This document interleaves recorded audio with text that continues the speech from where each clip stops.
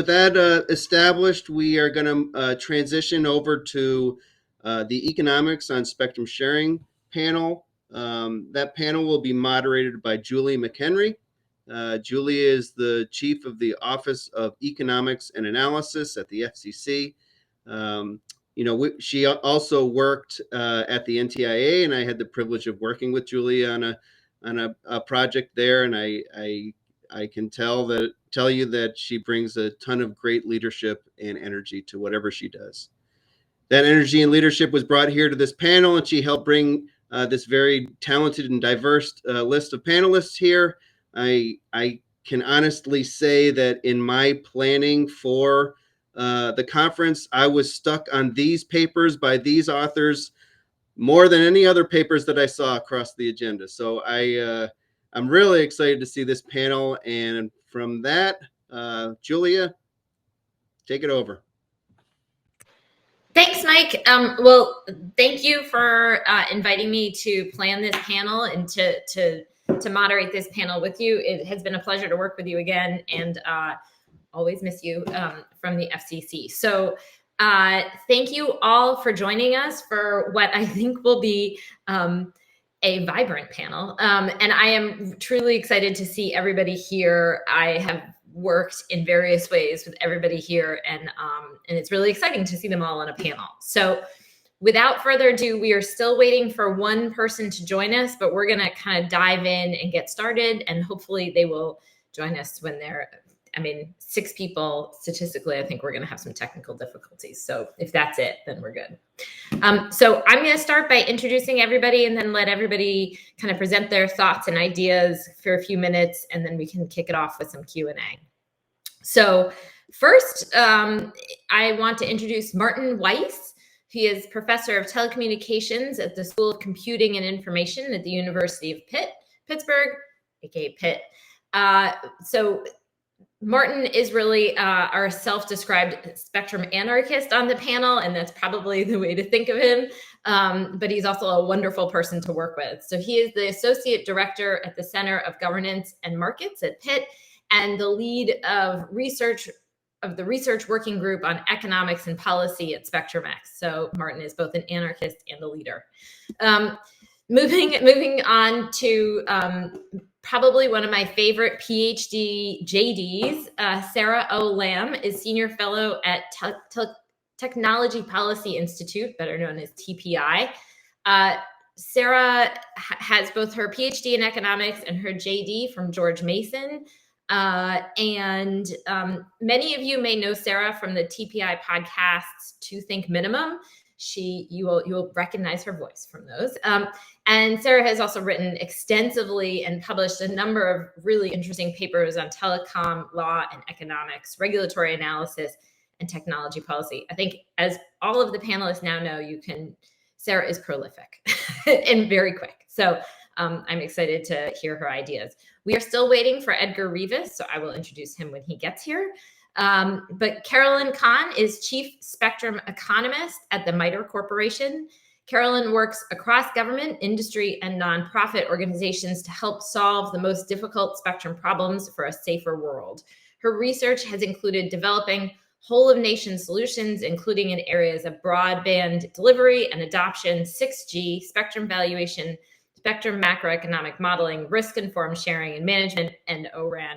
And I can tell you, I worked with Carolyn both on CSMAC together, along with Greg, but also when I was at NTIA, and she is wonderful to work with, and she's probably one of the only people you know who will have both the industry and the agency perspective. So we're really excited to have her. Finally, he probably doesn't need any introduction, but Greg Rosston is the Gordon Cain Senior Fellow at the Stanford Institute for Economic Policy Research and the director of the Public Policy Program. Greg is also a professor of economics and continues to teach a variety of economics and public policy courses, and actually was here in DC with us this summer, or this spring. It felt like summer.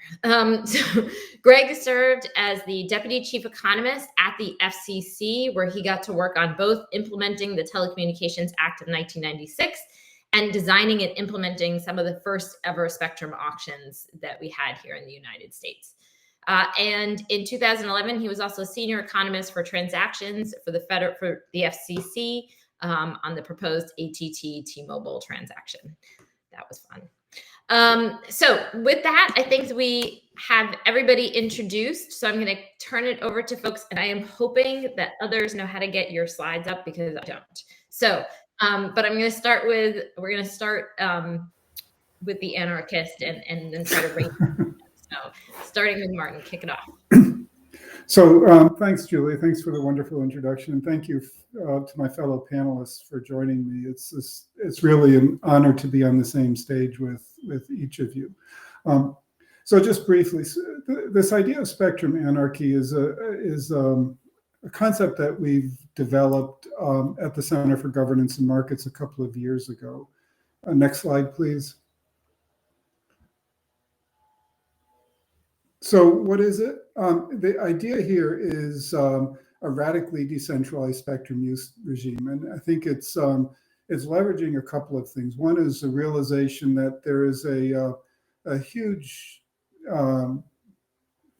heterogeneity in supply and demand spatially and temporally in radio spectrum. And the question is how to leverage that.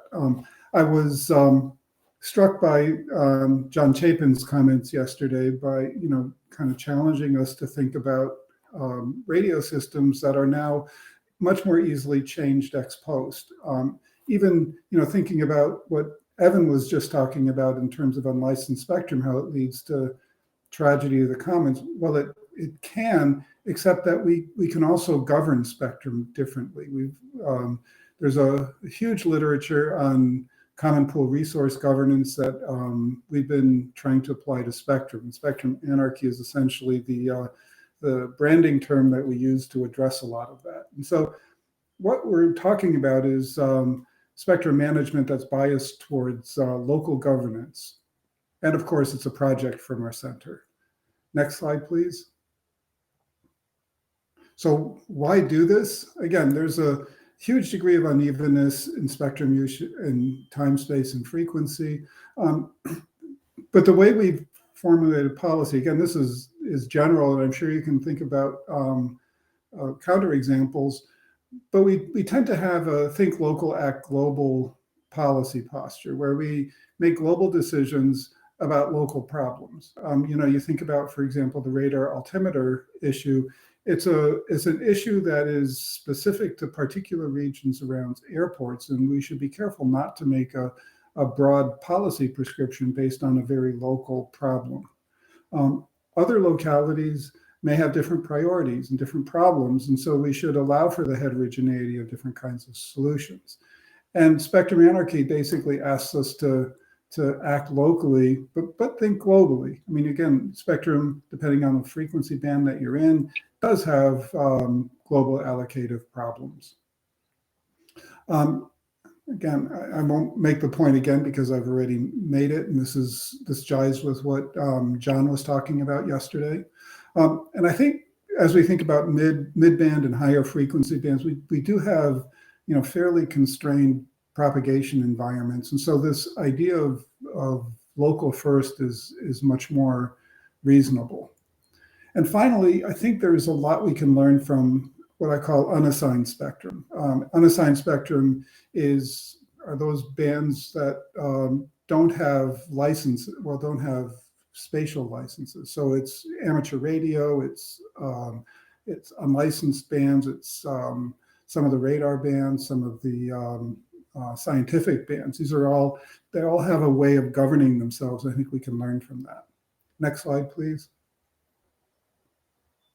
So why wouldn't you want to do this? Well, when you have a lot of local governance, it's hard to quantify risk, and so it may be a detriment to investments in a particular area.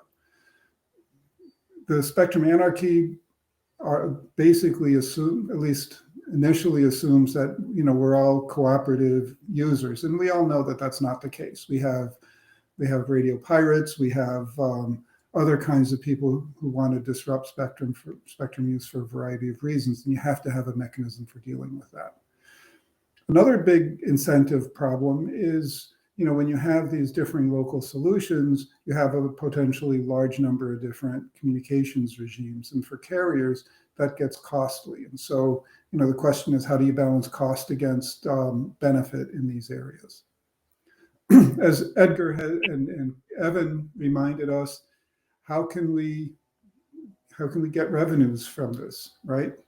And that's something to be determined. And I think the last thing is we've never done it that way before. So why should we do it now? Next slide, please.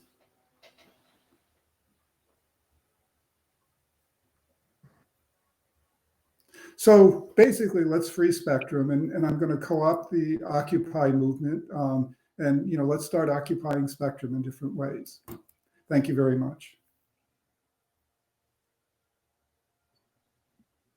Thanks, Martin. I really appreciate it. That was, you make a compelling case. So, so with that, I'm going to move on to Sarah. And I think Sarah has slides as well. There we go. All right. Great. Thanks, Giulia, and thank you to the panelists. I'm also excited to be on this panel with everybody, people who are experts in the field. Today, I'm going to talk about a proposal or just thoughts about how to make spectrum licensing more iterative, like Giulia teed up. And so I thought, well, the experimental license program is flexible and local, like Martin was talking about. So today I'm talking about what it would look like to have markets and experimental licenses. Next slide, please. So the question is how to make spectrum more flexible and kind of more iterative and faster for reallocation and clearing. And so just as an overview, right now the current pipeline for spectrum is, it's pretty robust, but it can be better. There have been auctions for flexible use licenses that have had, billions of dollars of interest by market participants. Auction 110, Auction 108, different mid-band bands have had a lot of interest and have released flexible use spectrum. There's a Spectrum Pipeline Act that mandates finding another 30 megahertz for flexible use. And then there's a Spectrum Relocation Fund that is supposed to help with relocation costs and clearing for government federal spectrum.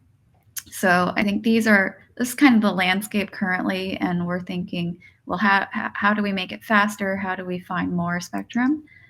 Next slide, please.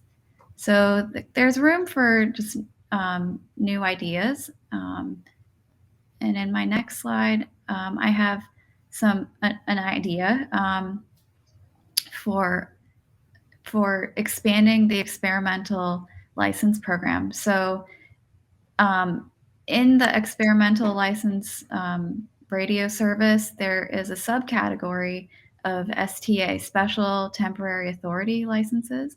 And they're quite flexible, and they're small, they're local, but they're also encumbered, and they have non-interference. They're encumbered, so they can be interfered with. Interference is possible.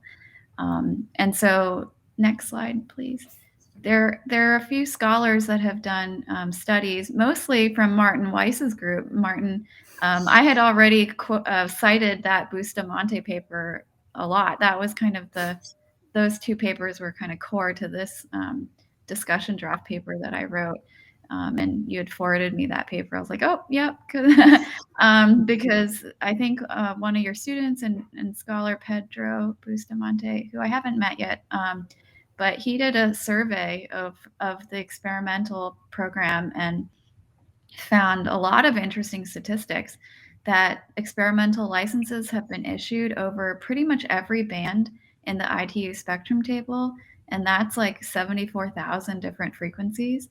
And most of them have been in the middle bands that are kind of most valuable, and on the UHF band.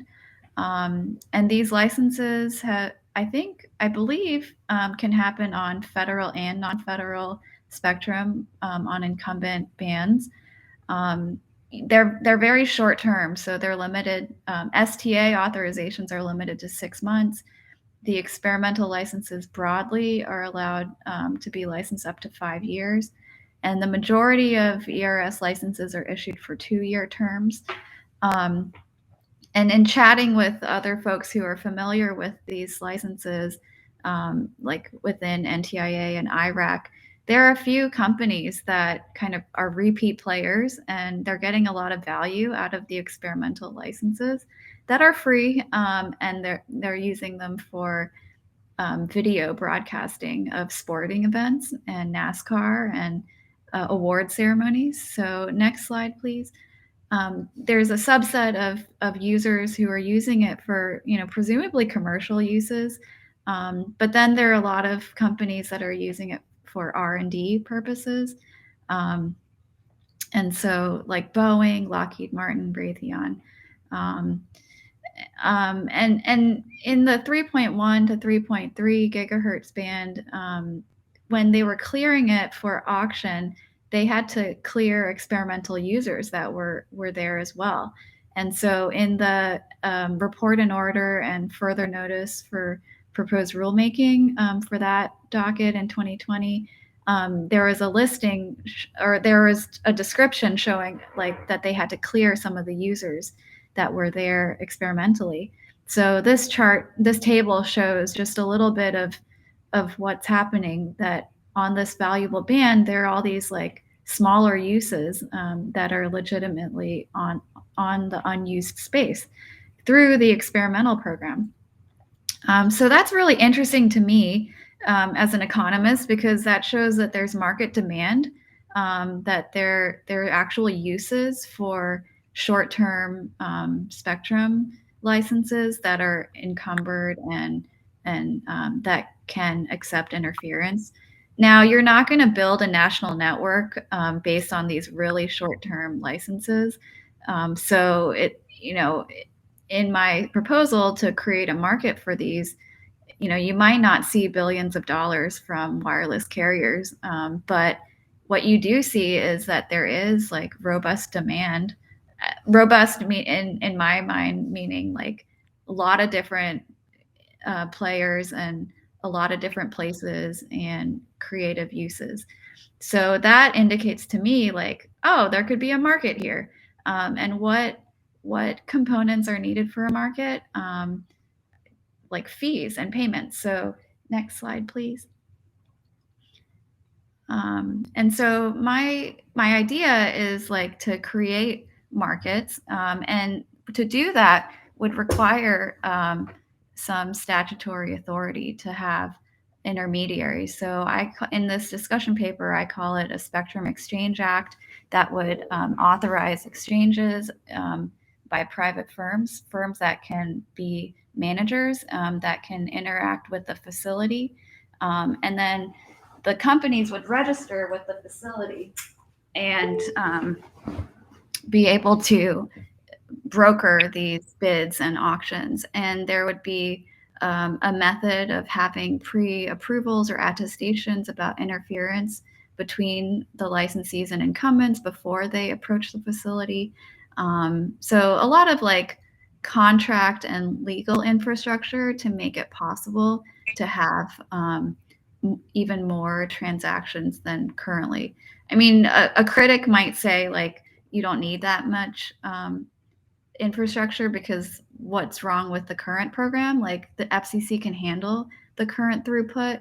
But I think, next slide, please. If you add some fees and a little bit more certainty about just expanding the program, you might see increases in transaction volumes.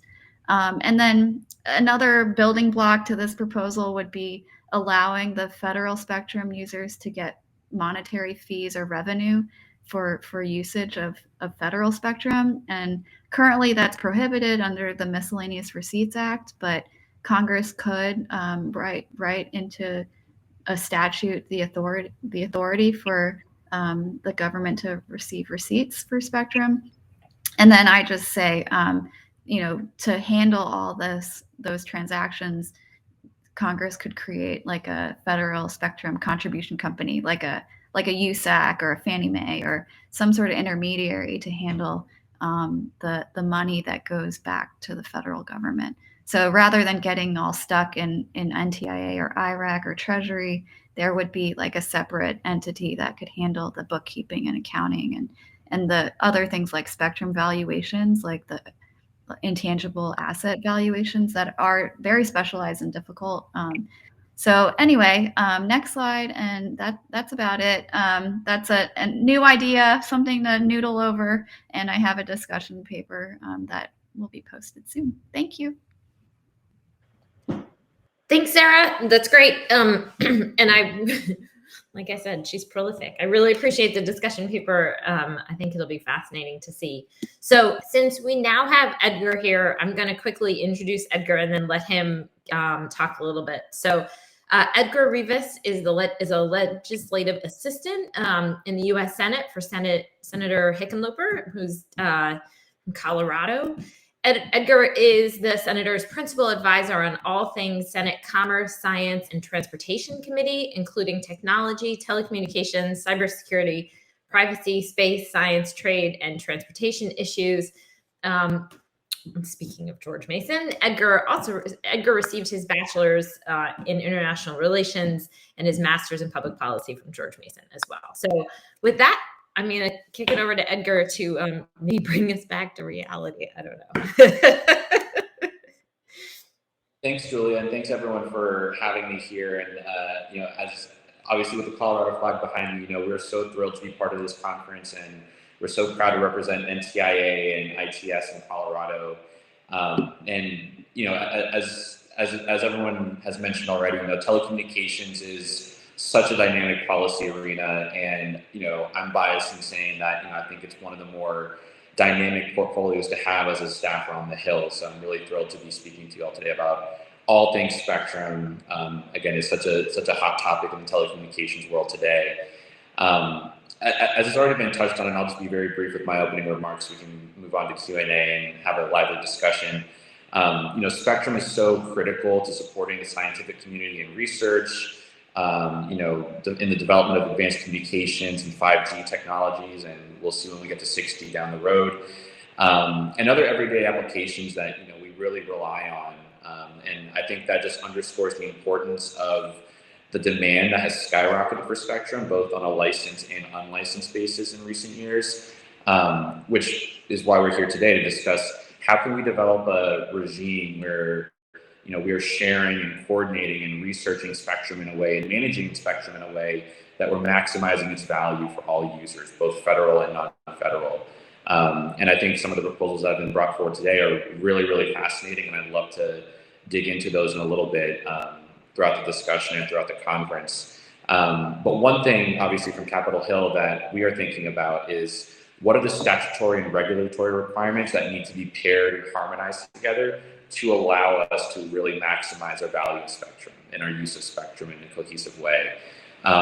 It's no secret that passing legislation through Congress takes some time, and revitalizing these regulatory frameworks to adapt to the needs of federal and non-federal users, is also a time-consuming process.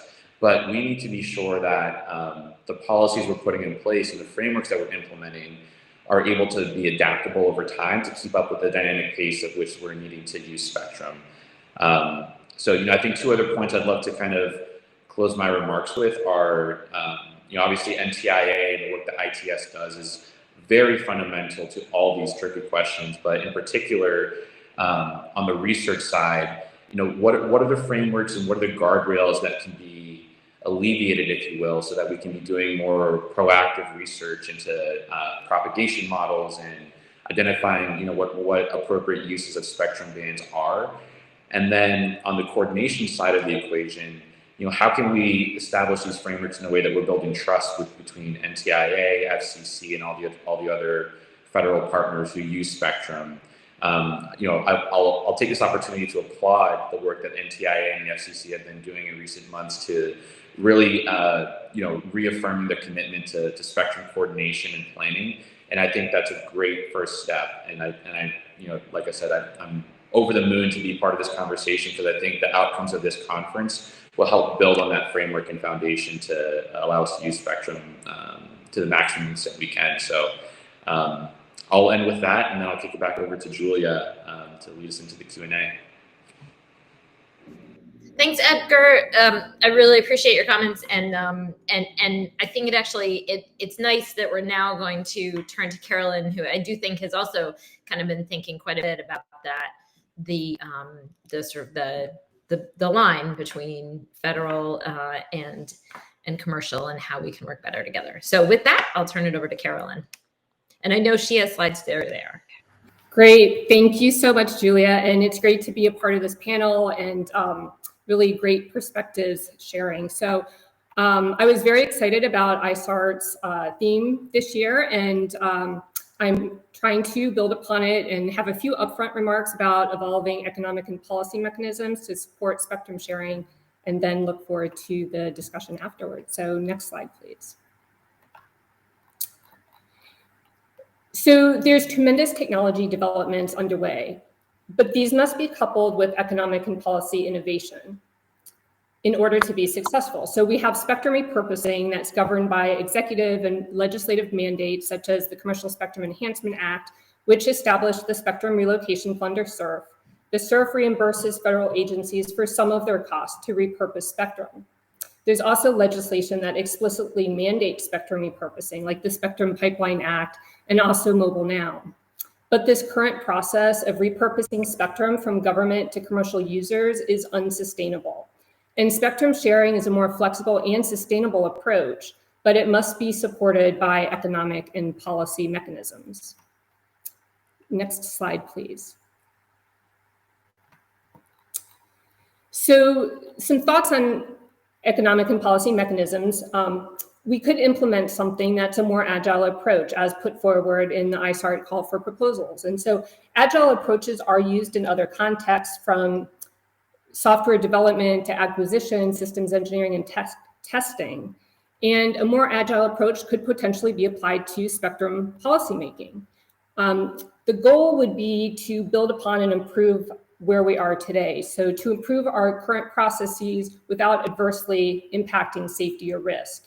And we have some tools that we can, start to build, and the community is starting to build, which is solid engineering data, robust objective data that can be leveraged in conjunction with modernized IT infrastructure. This could help at least to improve and accelerate our current processes, again, without the adverse impacts. One way to go forward with doing this is starting with initial decisions that are known not to cause adverse impacts, and then follow that by more detailed engineering analysis, even policy pilots, tests, experimentation, and then issue iterative policy that's more refined or targeted. But such a continuous regulatory improvement model must be supported by economics. And so we heard some of the other panelists talk about increasing spectrum sharing and the transaction. So I agree that it would be helpful to increase the fungibility or that exchangeability of spectrum access. This could be done by more fully reimbursing for costs of repurposing. The SURF, for instance, could be extended to incorporate increased operating and support costs for spectrum repurposing. It could be expanded for other costs of repurposing as well, such as pre-auction costs prior to a band being identified for reallocation or sharing, greater standards development costs, subsidizing equipment replacement, and there are other costs that would be helpful to reimburse, to at least make it equal to where some of the incumbents and federal agencies are now. In addition, modernizing spectrum access, so SURF funds could be applied, excess SURF funds, it could be applied to innovation and research and development to modernize spectrum access, to provide for upgrades such as more advanced technologies like transmitters and receivers. It could also stimulate innovation through incentives. So we talked about some incentives, some of the other panelists did, but the SURF, for instance, could be further reformed to provide an incentive to motivate greater spectrum efficiency, such as designating a % of auction proceeds or leasing revenue to federal agencies by providing cost reimbursement or by providing cost reimbursement for increased capability or increased efficiency to support greater reallocation or sharing. We can also support secondary use and leasing, which could be implemented perhaps on a voluntary basis where stakeholders agree and could help enable shorter-term transactions that reduce risk. So from the leasor's perspective, it would provide an opportunity to generate an additional revenue stream to offset a portion of auction fees, for instance. And from the leasee's perspective, would provide an option for shorter-term spectrum access at a lower cost, which then could potentially open up the market to a greater number and more diverse participants. Next slide, please. So just some final considerations that I wanted to put forward. So to consider for the community to consider implementing agile policy development as put forward by this ISART, as well as spectrum IT modernization, to consider ways to increase the fungibility or that exchangeability of spectrum access to more fully reimburse costs of repurposing, to support secondary spectrum use and leasing, and to foster a whole nation approach. So to make decisions in terms of what's best for our country as a whole, as opposed to individual stakeholders and their incentives. So in the short term, we can work now to build the foundation in order to do this, to build robust databases, acceptable methods, modernized infrastructure, and efficient coordination processes. We can consider reforming the Spectrum Relocation Fund and supporting shorter term transactions on a voluntary basis, and to develop and clearly articulate shared national objectives so that we can come together and the community can work together towards these common national objectives. So bottom line is agile economic and policy reform is needed to move with the speed of technology advances. And thank you so much. Back over to you, Giulia.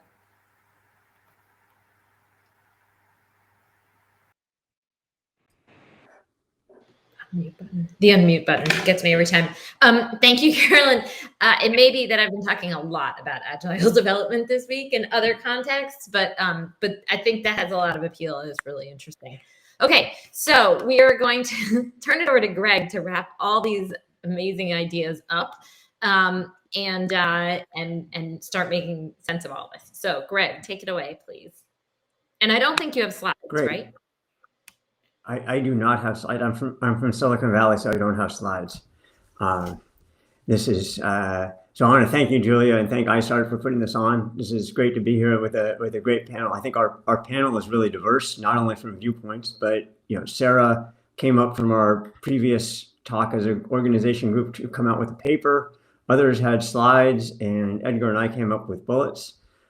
So we have a diverse set of ways to present. So overview, kind of the first thing to think about when I think about sharing is that sharing means a whole lot of different things. Sharing can mean, and essentially I think we all have the same goal, is to maximize the value of the use of spectrum. And maximizing the use of spectrum is different than maximizing the value of the use of spectrum, first of all. I think economists want to maximize the value of the use of spectrum. Some other people want to maximize the use of spectrum, which may be very different. But also sharing, if you have lots of different networks sharing, it may be that you get a lot less use and a lot less value of use than if you have highly centralized networks that may be very efficient at using the spectrum and reusing the spectrum and doing handoffs and other things like that. So economists kind of say it depends on the costs and the structure, what's going to happen to the future with respect to innovation, competition, and access. So we need to figure out what is the goal of sharing and how we do this, and what are the alternatives. So this kind of brought me to something. So Edgar pointed to the Colorado flag behind him. I'm going to point to the rural West Virginia barn behind me. And thinking about service in some areas where spectrum may not be used as often. And this may be an oxymoron, but I want to go back to what Martin said, and maybe what I'm going to propose is controlled or rules-based anarchy, which may be somewhat of an oxymoron. One idea I've been thinking about is transitioning spectrum rules from a use it or lose it perspective, which is what we have right now for licensed spectrum, to a use it or share it system. So currently, the spectrum system is like the patent system. where licensees have the right to exclude usage, period. A patent holder can use its own technology and, importantly, prevent others from freely using its know-how in its patents. So exclusive use spectrum confers similar rights. So in that rural barn area, even if a licensee doesn't have systems there and that barn owner could use spectrum, or a community around there could use spectrum to provide service, it's not allowed to if it doesn't have the license and if someone else does have an exclusive use license. So patents are a system enshrined in the Constitution to provide incentives. Article 8, for those of you who are not lawyers, like other than Sarah on the panel and maybe not in the audience, the Constitution says that Congress shall have the power to promote the progress of science and the useful arts by securing for limited times to authors and inventors the exclusive right to their respective writings and discoveries. So economists think incentives are important, so some reward for invention is really good. And that's part why the patent system has survived and people have invented. But moving towards spectrum, I like to think more of land as an analogy. We don't give exclusive rights to land as an incentive, but more to make sure the owner can enjoy the use of the land. That's that someone else doesn't degrade the land, doesn't degrade their enjoyment of it, doesn't take away what they could do with it. And we could think about that with spectrum, is that you have the right to use your spectrum, but if someone else is using it where you're not using it, that doesn't degrade your usage of the land, or sorry, your usage of the spectrum. So use it or share it would transition essentially from a right to exclude to a right to use. And that may be a very different way of thinking about how spectrum is. And we might think about transitioning to a different standard that's aligned with giving their right to use the spectrum, but only exclude others if they're going to interfere with the licensee's primary right to use. So it's important in this transition, or thinking about this, that rules matter. And pretty clearly enforcement matters. So you need to make sure that if I don't provide service to this rural West Virginia barn when I have my exclusive license, and you start doing it, that if I decide, no, this is a good idea, I can say, nope, you got to stop, and you have to stop. And that's where enforcement matters. And companies are going to respond to these changes in rules and to the expected enforcement. And one of the things also is that you have to, that the FCC is thinking about receiver standards right now. Essentially, we need to define harm. How much transmission of somebody who doesn't have the license is going to cause harm, and what's the standard we have for that? That's going to be really hard. So that was kind of the proposal I wanted to think about and to tie things up. And in some sense, this also ties back to what Martin said about act locally. In that flexibility for rights is an act locally policy, and so would use it or share it be an act locally policy. So I think I'll stop there and let us get to the discussion.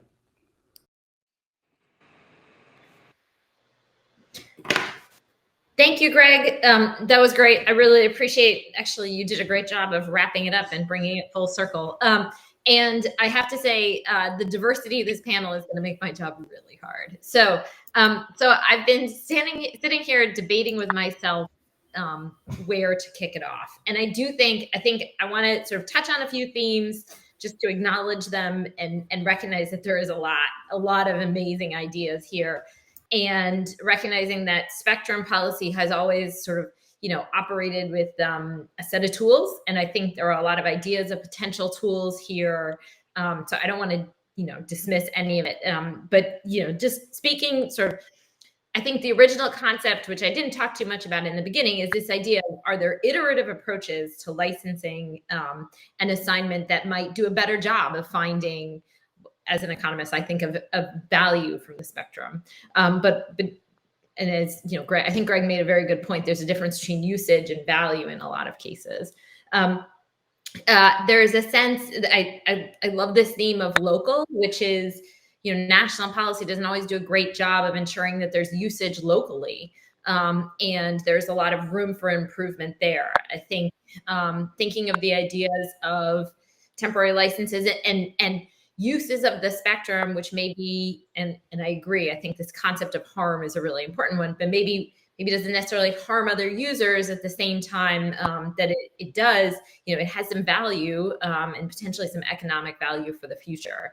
And also this, and Carolyn sort of bringing in the more, how can we create a framework to have an iterative approach whereby rather than sort of establishing rules and running forward for decades, we're thinking along the ways and trying to understand what could be the best compromise or sharing or solution to a band, recognizing that we don't necessarily get it right on the first shot with one whack. And Edgar, I think, bringing us all again back to the reality of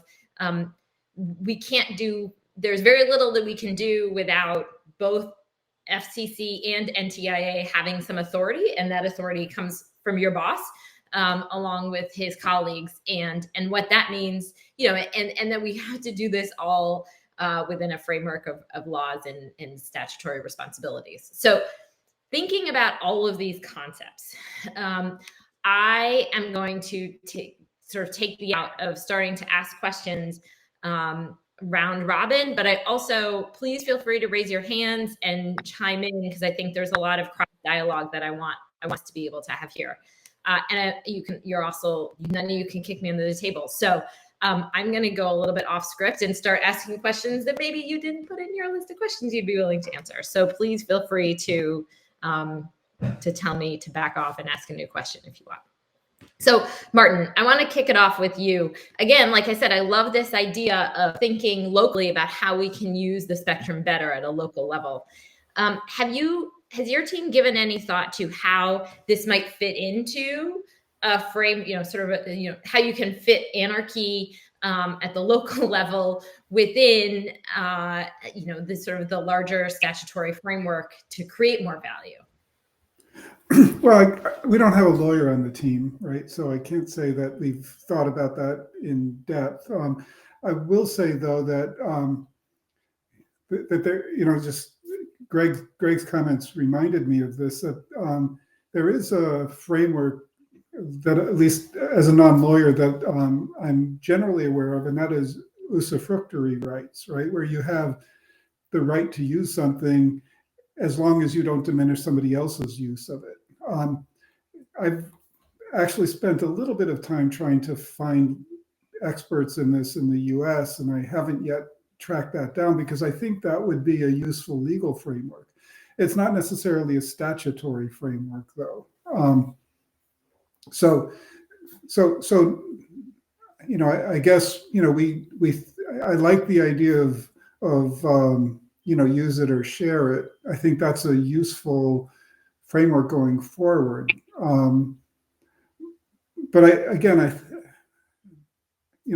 like, and I like some of the other proposals that were made. The other thing, while I have the floor, I just kind of wanted to put it out there, and excuse me if I'm digressing a little bit, but as we think about the spectrum sharing, I think it's really important. I mean, we spend so much time thinking about the incumbent, what the incumbent does and shouldn't do and can do and can't do. We have to think about the entrant, the person who's the sharing party, right? Why should they share? Under what circumstances would they share? I've thought about this problem a bit, and had a student who did a dissertation in that area. If you want to think about it, but you think about the decision problem that you have. I can, use unlicensed. I can share. I can go for a license. How does that play out? Because I think as we think about sharing, we have to think of the counterparty as well. And I want to urge my panelists to consider that.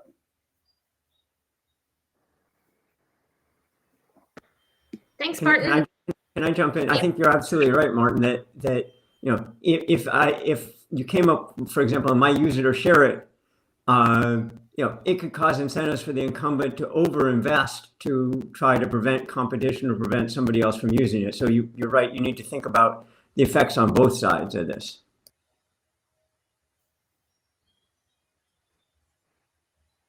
That's a very good point.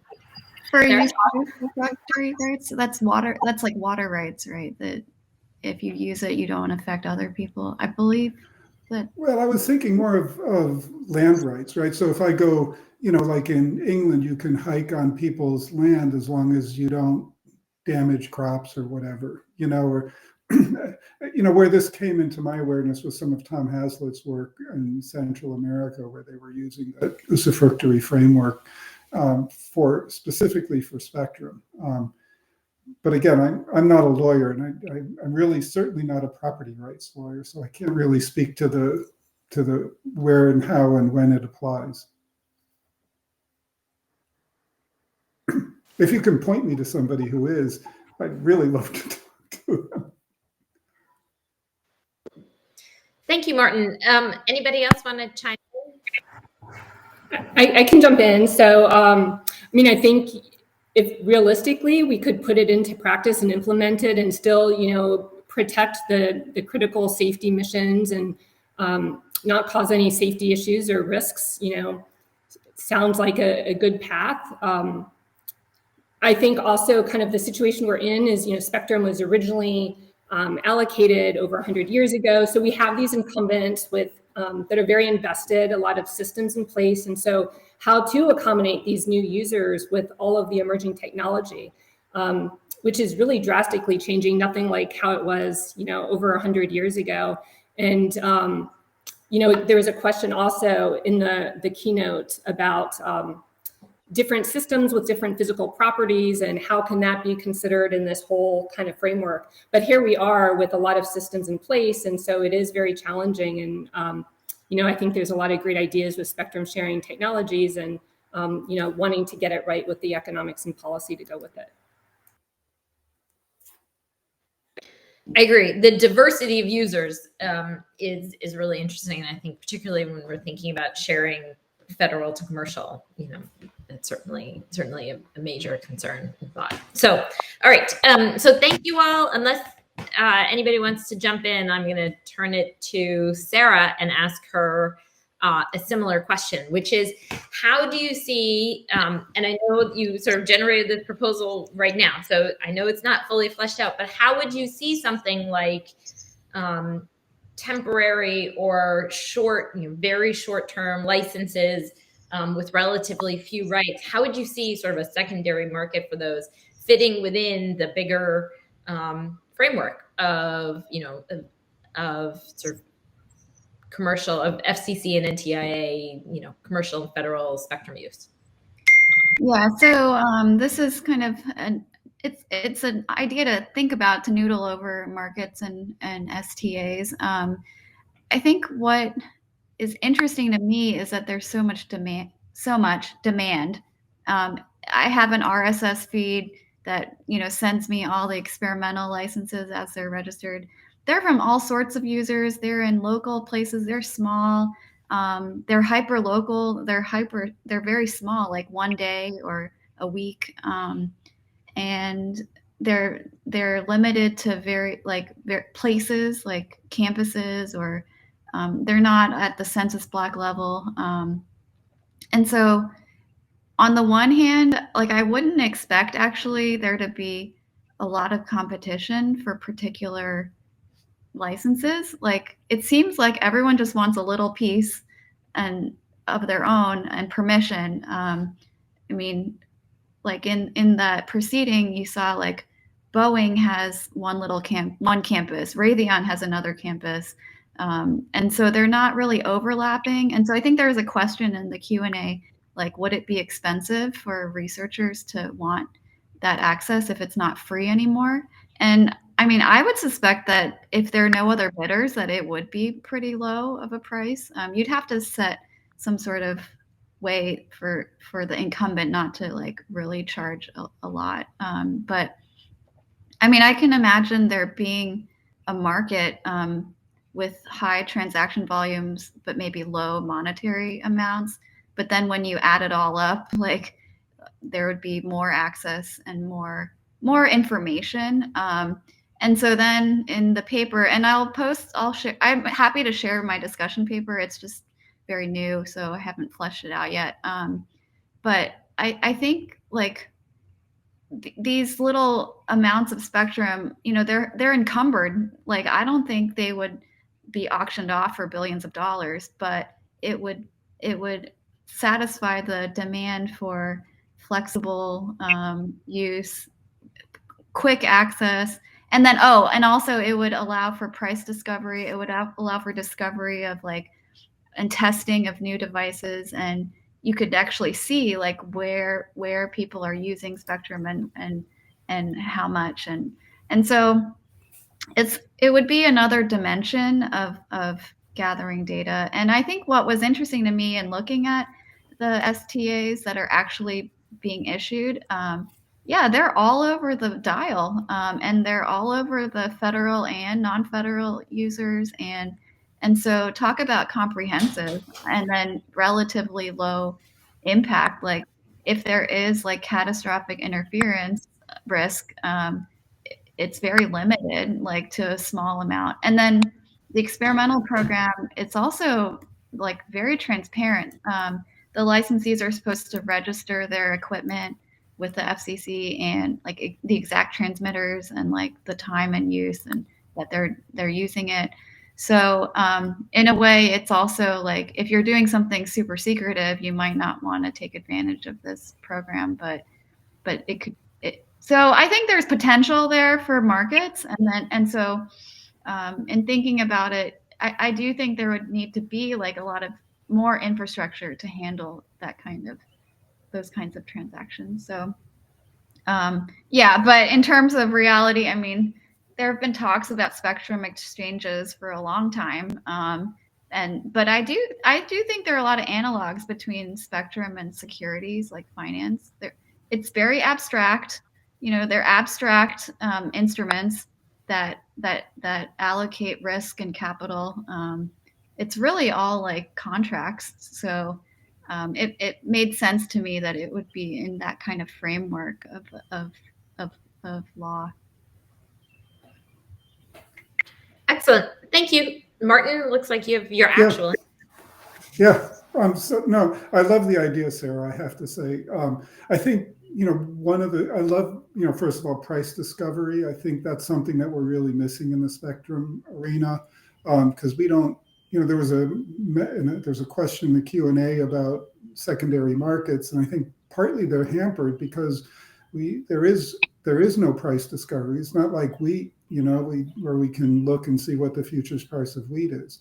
I think in the STA world, part of the motivation would be time, right? So it takes, let's say 23 days to get a license. Well, maybe if you have an event that needs to happen tomorrow, you don't have the 23 days. And so it may be an arbitrage, a temporal type of an arbitrage that you can do for that. I mean, that might be a reasonable justification for a market like that.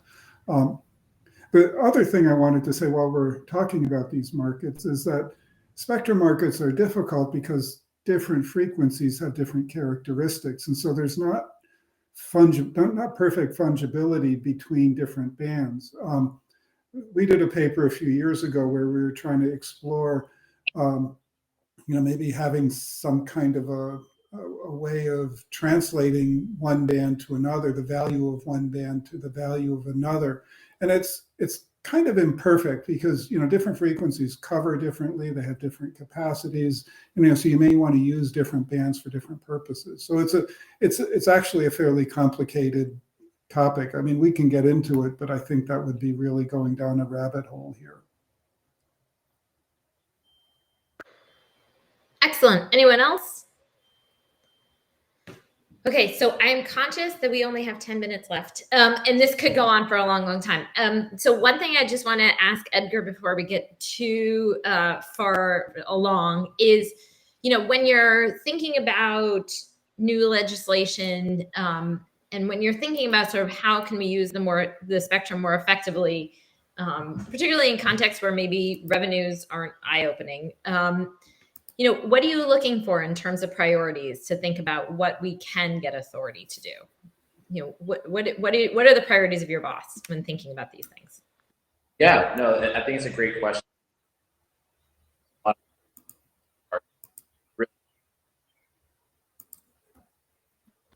Can anybody else hear him?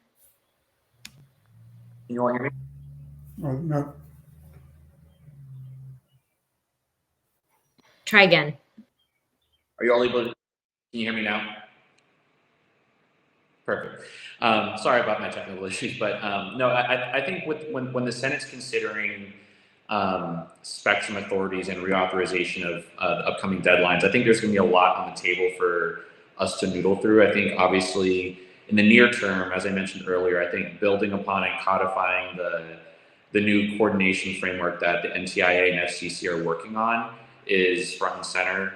There's legislation to basically put that into U.S. statute and kind of put the MOU into place and update it periodically. I think that's a key facet of that. When it comes to auction authority, however, I think one of the things that will really drive the Senate, and this is just my own opinion here, is seeing how the agencies are able to, really agree upon a standard set of frameworks for developing a propagation model to inform which spectrum bands are identified as, eligible for unlicensed, eligible for a licensed basis, or even something as we were just discussing, with STAs.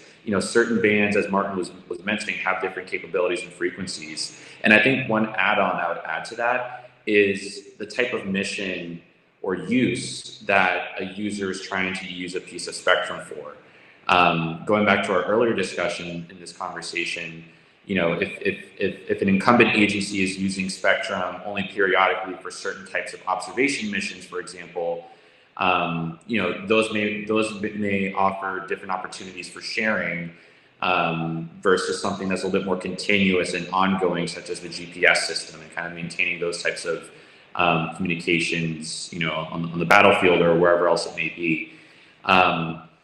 So I think there's a lot on the table for Congress to consider.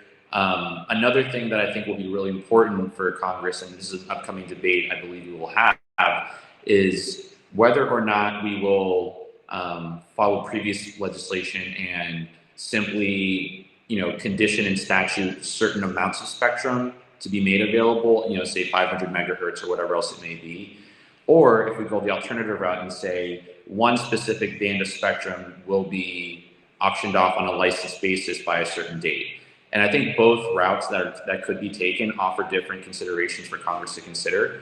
But I think in the near term, as I mentioned, I think the big focus will be, codifying the interagency framework for coordination. And then one last thing I'll end on is on the Spectrum Relocation Fund. I know there's a lot of talk about ways to modernize that, ways to, allow that to be used for more proactive ways of research. I think there's a lot of interest that's growing in that arena on Capitol Hill. Frankly, I think, the notion that, the SRF is really only used when a federal incumbent is being asked to move. I think that obviously presents its own challenges that we're all, I think, cognizant of.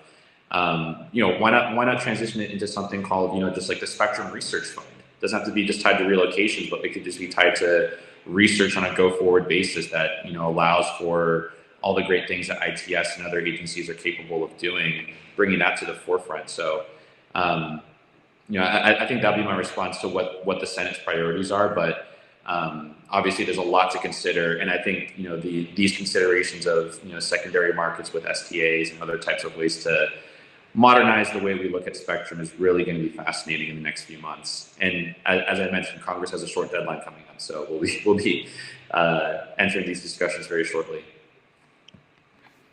Excellent. Thank you, Edgar. Anybody want to respond or tack on?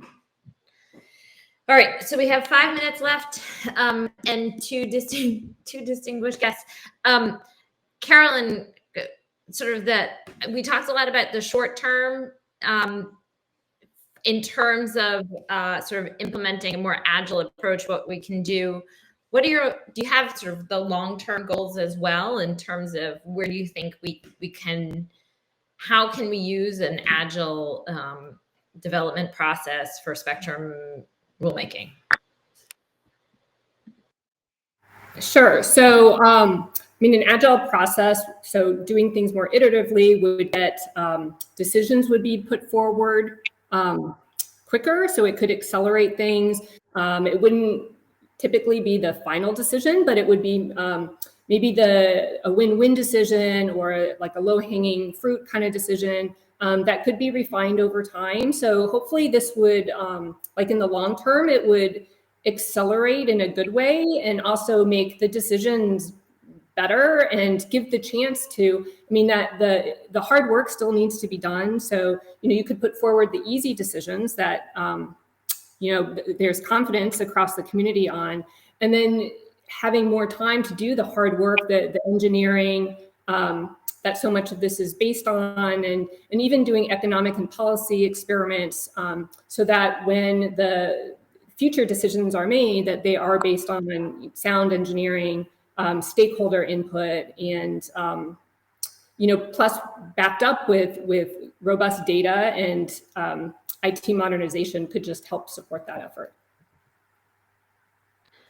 Excellent. I like that. I think that's consistent with kind of where Edgar's coming out in terms of supporting, sort of the pieces, the research pieces, and the toolbox to support this. So wonderful. Thank you. So Greg, I'm going to give you the last word, and you can either reflect on everything we've talked about so far, or talk a little bit about how your approach to use it or share it might work, whether there's an assignment framework that might work with that. Sure. First, one thing is that Scott Walston, also of TPI, has done work on secondary markets for spectrum, and that he's found lots of transactions for uses of spectrum. So there is, in his mind and his work, an active market for spectrum and for secondary markets. And obviously, with auctions, we do have some primary market values of spectrum. And so I would encourage you to look there. As for how I would think about trying to implement use it or share it, it seems to me, not surprisingly, as a part of the team that helped develop the auctions, that I think you can still do auctions with the rights changed from an exclusive use right covering for example, the entire license area to a right to use covering the entire license area. People would bid differently based on that. You would have to ensure that there was going to be enforcement when you wanted to go ahead and use it in an area. And so that would be a relatively easy. One of the things that I've advocated for, and I think economists tend to hate build-out requirements. This is, a build-out requirement is something that, again, using the land analogy, if I buy a plot of land and I don't put an apartment building on it, I may be waiting for 5 years because I think I need to develop the capital, or maybe the technology of steel is going to change, or something else is going to change.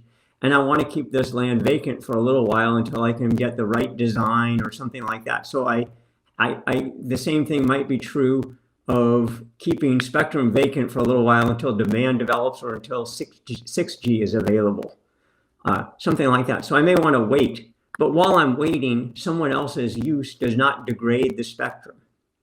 It's not like they're digging up the land or doing some other problem. So the use it or share it would be okay, but you wouldn't want to say to somebody, well, you're going to lose the license if you don't build out. So I think you'd want to get rid of build out requirements.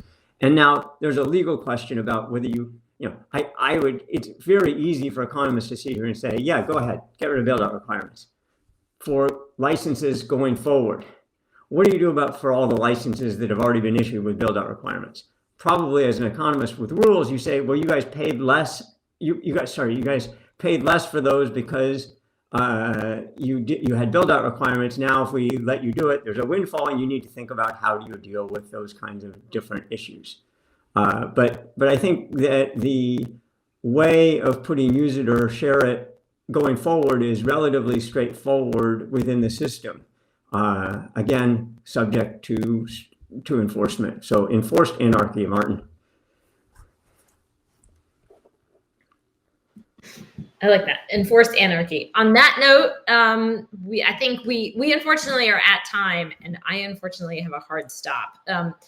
So, I know that there are some questions in the chat, and I think we can all probably makes most sense to answer those as folks wish, because I think that Q&A sort of days, maybe.